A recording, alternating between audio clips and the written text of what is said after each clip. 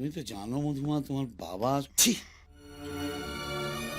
কতদিন এসছিস তুই এখানে? তার মধ্যে একটা ছেলেকে এতটা ভালোবেসে ফেললি?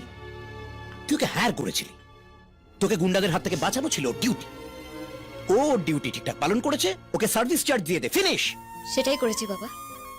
ওর সার্ভিস চার্জটা এত বেশি হয়ে গেছিল যে টাকা দিয়ে পে করা যেত না।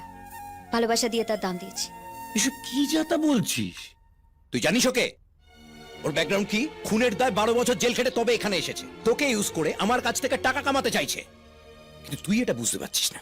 আর তুমিও এটা বুঝতে পারছো না, ওর সবচেয়ে অপছন্দের জিনিস হলো ফ্রিতে টাকা কামানো। তুমি জানো না ও আমাকে কতটা ভালোবাসে, আর তুমি সেটা বুঝতেও পারবে না। হ্যাঁ, সে তো বটেই। আমি কি করে বুঝবো?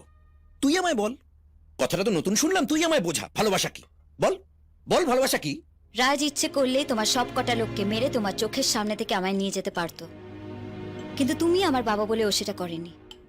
ও আমায় যেতে দিয়েছিল। এটাই ভালোবাসা। ওর চিন্তায় সারা রাত আমার ঘুম হয়নি।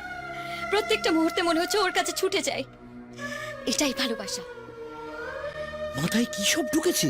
হ্যাঁ, এ তো ব্রেন ওয়াশ করে দিয়েছে তো। আসলে এ থামো তো, মনেই হচ্ছে না আমার মেয়ে।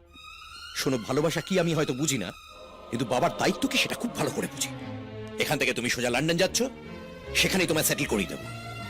হরিদাস, চার্টার্ড ফ্লাইট বুক করো। এক সেকেন্ড হরিদা, তুমি আমায় কোথাও নিয়ে যেতে পারবে না।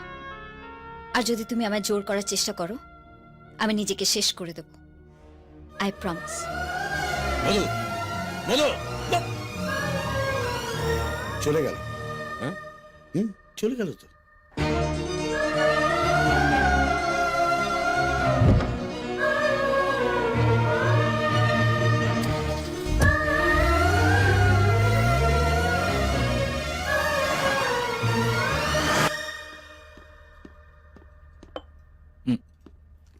বস বস, খা।